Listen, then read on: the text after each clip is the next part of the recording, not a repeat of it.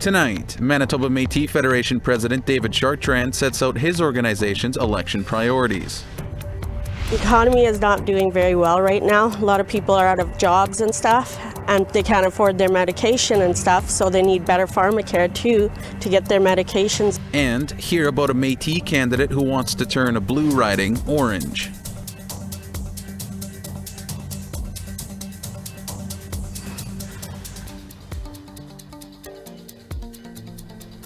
Good evening and welcome to APTN National News. I'm Daryl Stranger. Conservative Party candidates swept Alberta in the 2019 federal election, with one exception. The NDP won a single seat in Edmonton-Strathcona. Now, a Métis candidate in the Edmonton-Manning riding wants to add to that total. APTN's Chris Stewart has more. I can't stress more that we need more Métis and Indigenous representatives in all levels of government. We need to be represented by everybody in this community. So I see myself as a voice for my Métis community. Charmaine St. Germain is running in the Edmonton-Manning riding for the NDP.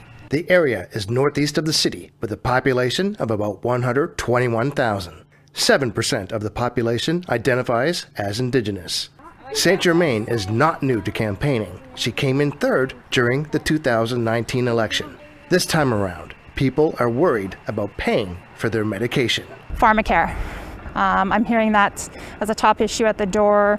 I'm hearing our seniors especially, they're going to pharmacies, paying for their prescriptions with pennies and nickels. And our seniors shouldn't even have to worry about that. People shouldn't have to worry about deciding whether they're paying for their prescriptions or paying for rent or food. She's been knocking on doors and talking to voters. The economy is not doing very well right now. A lot of people are out of jobs and stuff, and they can't afford their medication and stuff, so they need better pharmacare too to get their medications. Carm Ryan agrees that pharmacare is a top issue. They've done fairly okay, in my opinion. Okay, they've done fairly okay, right? But we still want to see more. Obi Ogu says the coronavirus is his top concern, and he says the Liberal government could have done a better job. St. Germain says that she can win this time around, now that people know her better. I definitely have more resources, more volunteers, and people like on the doorsteps, they're frustrated with Trudeau. So I'm hearing that, and I seem to be the progressive choice for them. In 2019, 10 Indigenous candidates in Canada became members of Parliament. St. Germain wants that number to grow, especially in Alberta. She lost to Conservative Party candidate Zayed Abdeltaif by a comfortable margin. Economy. The economy is number one issue. People are worried about the inflation. They're worried about the cost of living is increasing. Of course, they're worried about the housing pricing, although in Alberta, compared to the other part of the country, we still manage, but people are very worried about the economy, about the future. Abdeltaif says the economy is top of mind for voters he has spoken to. But Carm Ryan says she will be voting for Charmaine St. Germain. Because she stands up for Indigenous people and she stands up for what's right. And during the pandemic, Jagmeet stood up for all the workers and stuff and brought back CRB for people that weren't working.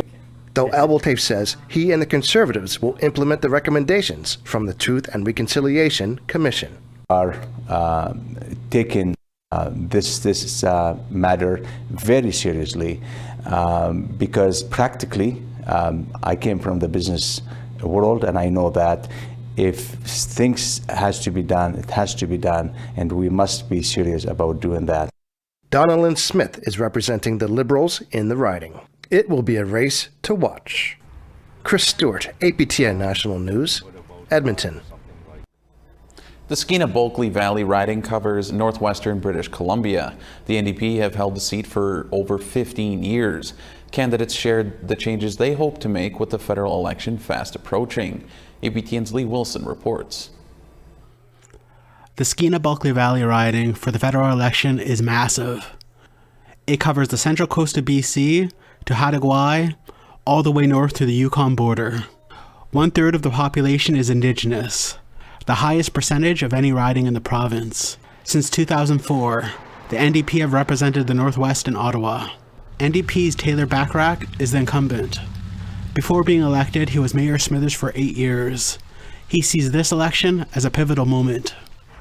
Big issues like the climate crisis, like the residential schools issue and the need for reconciliation, and the fact that in many ways Canada is a more unequal country than it's ever been before. And we have this opportunity to strengthen our public services, strengthen our healthcare system.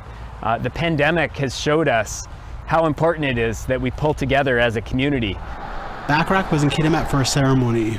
The fire department raised an orange and white flag in honor of Canada's Truth and Reconciliation Day. He said he's been talking with elders and communities that believe it is time for action from the federal government. They really feel like we're at a turning point. We're at this point in time when there's a great awakening, and they want to see it backed up with action. Backrack says the NDP have a plan to address the findings of the residential school unmarked graves with funding and supports. The first thing that we hear from people is they want all of the children found and brought home. So that's our commitment, is to bring all the resources of the federal government to bear, to search all of the school sites in partnership with communities, and to bring those children home to their homes. Adina Young is the Indigenous candidate for the Green Party. She is a member of the Haida Nation and spent 10 years involved locally on Haida Gwaii. She served there as a council member and most recently as a school board trustee. Young felt the Green Party gave her the best chance to provide a voice to all of the people in the riding. And with the Green Party, I can come and say, at the national level, that's not going to work in the SKeena Bulkley Valley riding. How do we fix this? How do we work together to ensure that the constituents in this riding are being treated and being accommodated to equally the same way other ridings across the nation are being accommodated? Young believes in Indigenous and non-Indigenous people working together to tackle the climate crisis by expanding renewable energy projects. We should resist all attempts to expand, encourage, or facilitate fossil fuel consumption, and welcome all attempts to expand, encourage, and facilitate renewable energy consumption. Adina Young says it's important to honor the richness of Indigenous culture and the resources such as salmon and trees, but also honoring and listening to the concerns of the people who count on those natural resources for jobs. Being able to come in and be a collaborative voice with the people who are going to be directly affected by the transitions that need to be made in this climate crisis is, that is what is important to me. That is what helped me decide how I want to move from local government to federal government. An all-candidates debate is set to take place on September 7th at 7 p.m. The event is closed to the public due to COVID-19 concerns, but will be streamed live. Lee Wilson, APTN National News, Kitimat. The Manitoba Métis Federation has laid out its priorities for this federal election. 15 key items have been identified by the MMF that include the Métis Nation, social development, and economic participation. For more, we're joined by MMF President David Chartrand. President Chartrand, thanks for being with us. There are a lot of priority items for the MMF. One of the big ones is recognition, and that includes a commitment to honor the so-called modern-day treaty signed early this summer with the Liberals and provide funding to the tune of $30 million a year. Do you see this as the number one priority for the MMF with whoever forms government? Well, for us, the number one priority is the land claim. Of course, it's a major victory. Took us 32 years in the courts to achieve that, and we finally were able to clearly showcase that Canada did not fulfill its constitutional obligation back in 1870, and that the land that was committed to our children and our families were stolen from us and actually taken from us. And the Supreme Court had made it very clear, in order to fix that, it should be a priority for this country. So I'm looking at the party platforms. I know Jagmeet Singh is committed to it. I know the Justin Trudeau is committed to it. He actually committed to it at our annual assembly. and we're actually started negotiations right now with the land claim. It's very important because it'll set the precedent for the future, and it'll set the preparation for the next generation, economically and socially, and put the tools that's necessary to make sure that people can fulfill their dreams. So that is our number one issue for sure. Of course, the modern day treaty is right up the same level of importance. So we signed our self-government agreement now with Canada. Without question, we are the government of the Métis people now in Manitoba, and the modern day treaty is about 95% finished in its negotiations. Now all we need is the government to ratify it in cabinet. Can you give us a brief overview of some of the other main priorities? Well, education, we've heard it loud and clear from our students. We now give, Daryl, one of the things that we've been proud of First Nations' successes in negotiating the ability to get education funds for post-secondary. Many of the First Nations in this country have advanced their generation by getting them their educational accomplishments and getting them into a very fruitful environment economically. So it has been a dream of ours and our families, and now we have a new commitment by Canada, a 10-year commitment for education, for post-secondary education. So we give our students now, Daryl, $5,000 per student going to university to help lower the costs that they'll inherit upon graduation. And we expect to grow that somewhat more in the years to come. But that's a very big priority for many of our young people. Another one's a micro business and small and medium. Indigenous people really don't, and Métis people are very entrepreneurial people. We really don't have big, massive businesses. Our success is in the medium and small. But what we don't see governments traditionally doing, and throughout history, governments tend to go towards a social context of investment versus an economic investment. Then you take a theme off the Bible. It says, "I'll feed you a fish." He said, "Don't feed me a fish. Show me how to catch a fish, and I'll feed myself." So that goes with the context, I think, for Indigenous people also. We want, as Métis people, we're entrepreneurial. We've always been. Give us the tools, and we'll take care of ourselves. We'll create the businesses. We have probably in Manitoba alone, Daryl, there's about probably 1,000 Métis businesses. And all of them, again, are medium and small. There's very, very few that's large. So when we look at the investments coming from Canada, we want to see a very robust economic investment coming from commitment from the parties. So it's no secret that Trudeau government has been very good to the MMF. Are you concerned about a new party forming government? Well, let me say this. They've not only been good to the Métis people, they've been good to First Nation and Inuit in this country. We've never seen, and I've been in politics a long time, and people say, well, David, you're just liberal. No, I'm not. I supported Brian Mulroney. I'll say it publicly. Joe Clark. So those are people that actually had a lot of respect for the Métis people, as given as our mandate as a Métis government. So when you look at it, Chrétien, I wasn't very close to John Chrétien, but I was close to Paul Martin for one reason alone, because he supported the Métis nation, and so does Trudeau. And he showed this by putting resources we've never seen in all their history, Daryl. We pay billions of dollars of taxes every year, billions, and we never see them return back to us. And that's the purpose of why we pay taxes. It's supposed to come back to you in some form or another. And we've never seen it generation after generation. Now we've been able to accumulate $3.4 billion commitment from Canada, from under the Trudeau government, for education, economic development, COVID, housing, and on and on and on. So we've made breakthroughs we've never seen in history, and it's making changes, Daryl, that it's brought tears to our people's eyes because they've never seen anybody care for them. So I'm looking carefully to all parties. I've written to all parties, waiting for them to give them back with the response. Where do they stand when it comes to Métis? We have 400,000 population in Western Canada, and we do vote, Daryl. We come out in big numbers, and we will come out in big numbers in Manitoba. And while we have you, President Chartrand, Indigenous leaders are planning to visit the Vatican this December to meet with the Pope about an apology for the Catholic Church's role in the residential school system. Assembly First Nations National Chief Roseanne Archibald says she will not be going on this trip. Are you still planning to go? Oh, for sure. I respect her decision. That's her prerogative to make her decision on her political message. But from our message, the Métis want to make sure we sit down with the Pope. My objective, clearly, loud and clear, is to ask the Pope to come to this country. And I heard many First Nations at the same time also say they want the Pope to come here and apologize, not from the Papal or from St. Peter's coming out and apologizing, and we echo it across the ocean to our homes. We're hoping the Pope will come here. That'll be one of the fundamental things I'll be pushing. And again, we do have strong concerns from many of our citizens regarding the closures of our churches. The churches are slowly coming to an end in some of our villages, and our people really know that they need them. And so I'll be raising the question, where's the plan for the churches in our villages, in our communities, if the Vatican's not financially supporting them? All right, President Chartrand, we'll leave it there. I want to thank you for taking a few minutes to speak with us today. Well, thank you for the few minutes. We want to hear what you think about the MMS priorities and the upcoming federal election. Here's how to continue the conversation. Send your emails to news@aptn.ca or leave a comment on aptnnews.ca. You can also find us on Facebook, Twitter, Instagram, YouTube, and TikTok. Follow APTN News to join the conversation and see our latest stories.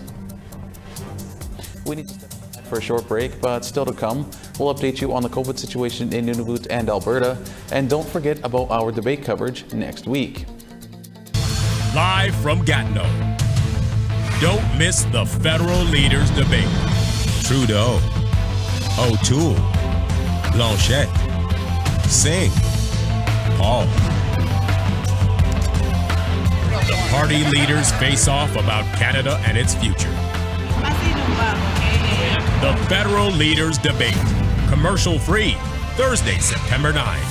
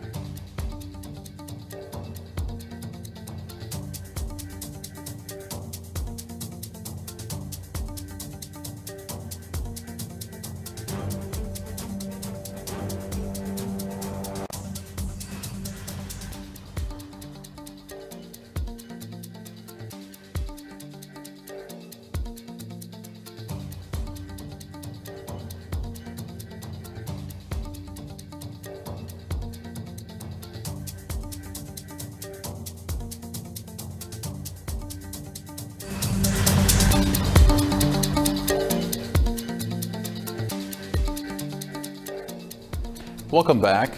Throughout the COVID-19 pandemic, Nunavut has had several long stretches when there were no positive cases in the territory. Another one of those streaks ended today. Nunavut's health department announced that there is a positive case of COVID-19 in Rankin Inlet. This is the first positive case for the territory since late June. In a press release, the department stated that the person had COVID-19 symptoms before boarding a plane to Rankin Inlet and has since been flown to a southern hospital.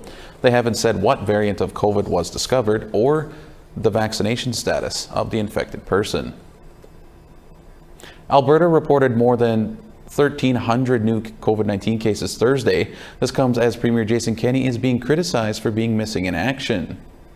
I know some people were apparently angry that I took a bit of personal time, but I don't do that much. I mean, as I say, I think it's the second time I've taken what I would call extended period off, like a couple of weeks since 2015. Health officials say new cases occurred in unvaccinated Albertans at a rate more than 5 times higher than those who are fully immunized. The Delta variant also continues to fuel hospitalizations with more than 480 Albertans admitted.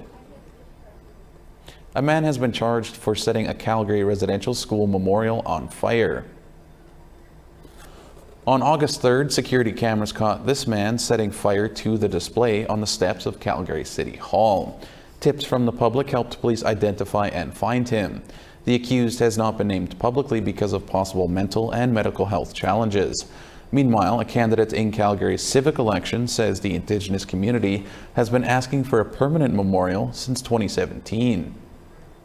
We need to ground the ambiguous loss in the community, especially now that these children are being found. And number 2, we need an educational piece for the future. So those are the 2 major things. With regards to the vandalism and everything else that's been going on, and what it does come down to is this wouldn't have happened today if we listened then. Dozens of Yukon wildland firefighters returned home yesterday after fighting fires in British Columbia for the last 3 weeks. The Yukon sent the firefighters to Kamloops on August 16th. The Yukon First Nation's wildfire organization made up most of the crew. Extreme hot and dry conditions triggered BC's call for help. Terrell Janier is one of the firefighters. He says it was rewarding to help the territory's southern neighbor. It was my first deployment out of the Yukon, so just that itself makes it pretty exciting for me. And knowing that there was so many fires there and being able to help out, it really... We need to take one final break, but still ahead, the province of Manitoba will recognize the National Day of Truth and Reconciliation as a stat holiday.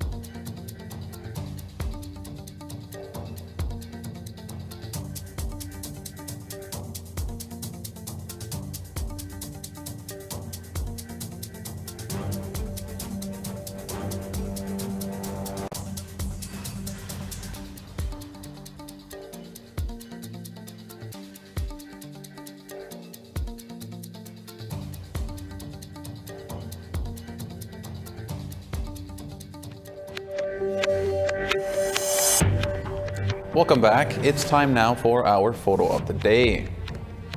Our photo today is a gathering of cousins with their papas on a beautiful sunny day along Campbell River in British Columbia, the ancestral home of the Wew'wachum people.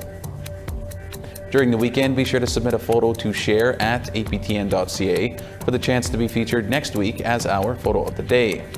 And now let's take a look at tomorrow's weather forecast. Starting in the east, 15 and rain in St. John's and 14 and rain in Charlottetown. 14 and sunshine in Nain and 18 in the Grand River. 22 and a mix of sun and cloud in Quebec City and 21 in Val-d'Or. 24 and a mix of sun and cloud in Toronto and 25 in London. 20 degrees and rain in Timmins and 19 and rain in Sioux Lookout. Rain and 10 in Churchill and rain and 15 in Norway House. 21 and rain in Dauphin and 18 in Barons River. Sunshine and 24 in North Battleford and 23 in Estevan. 19 in sunshine in Uranium City and 19 in rain in Buffalo Narrows. In the west, 23 in sunshine in High Level and 25 in sun in Peace River. Sun and 23 in Red Deer and 25 in Lethbridge. 23 and rain in Kamloops and 20 in rain in Quesnel. Rain and 13 in Dease Lake and 20 in a mix of sun and cloud in Fort Nelson. Raining and 13 in Old Crow and rain in 13 in Rock River. 19 in a mix of sun and cloud in Yellowknife and 23 in Fort Simpson. 16 degrees and rain in Colville Lake and 13 in Fort McPherson. 14 in Cambridge Bay and sun and 10 in Chesterfield. -5 in Resolute and -1 in Arctic Bay.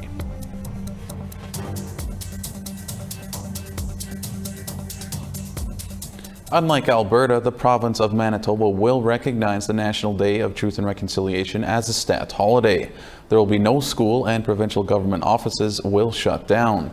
Events will be held throughout the month of September to learn about Indigenous stories.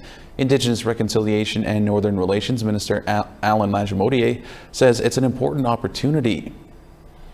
We all have a role to play in reconciliation. We can all listen, learn, and support the healing needed to address the intergenerational trauma caused by the residential school system.